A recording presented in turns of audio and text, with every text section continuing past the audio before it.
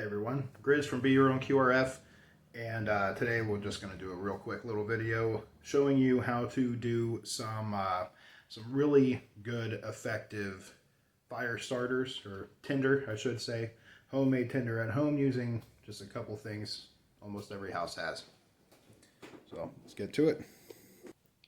Alright, so here on the table I got everything that I need for it. Alright, so need cotton balls, Vaseline. I'm going to use a Ziploc bag. You can pretty much mix this stuff up in whatever you want to store it in. Ziplocs good. It'll keep the keep water out. It also helps prevent making a mess while you're doing it.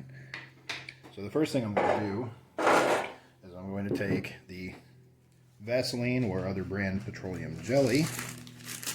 Take my Ziploc bag. I'm going to turn it inside out.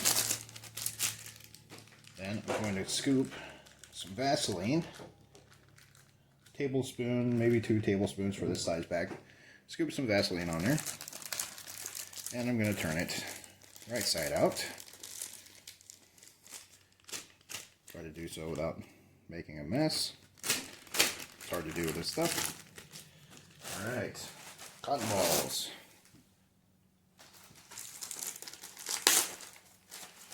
Thanks. Grab a handful of cotton balls.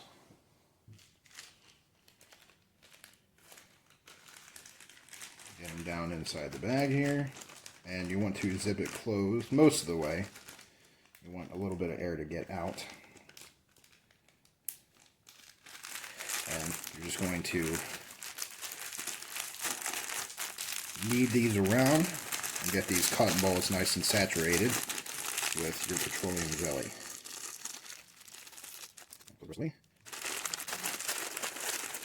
And alright, so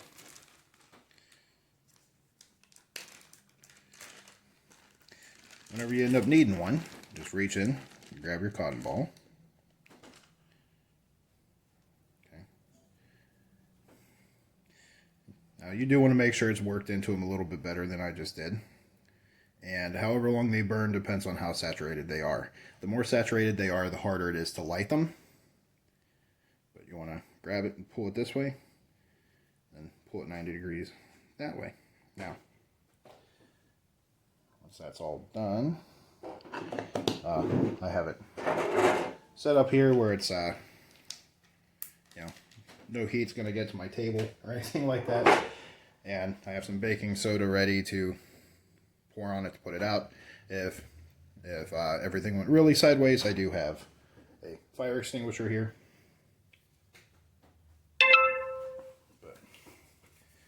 Alright, so once you have the cotton ball removed, saturated with petroleum jelly, you need a heat source in order to light it.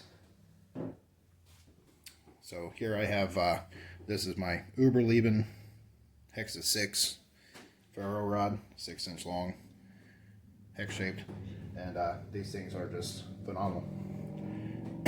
So, best case scenario, you want to be able to put the ferro rod in your tinder, just to give you a more stable striking platform.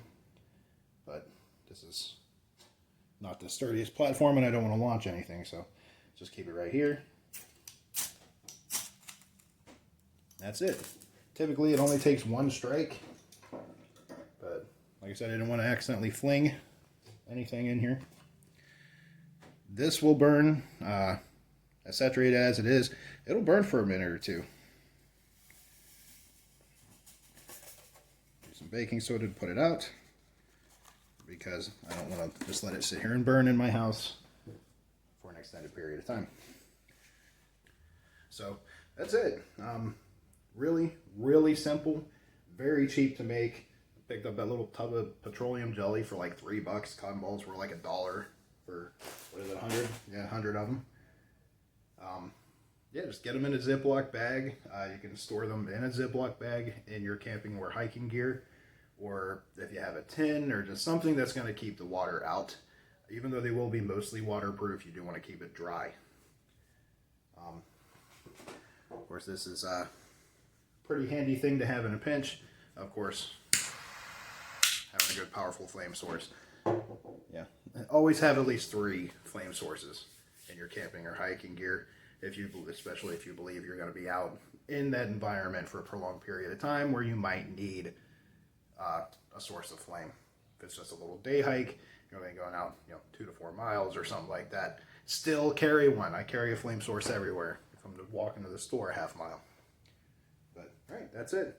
Thanks for tuning in. Practice well, practice safe, practice hard. See you next time.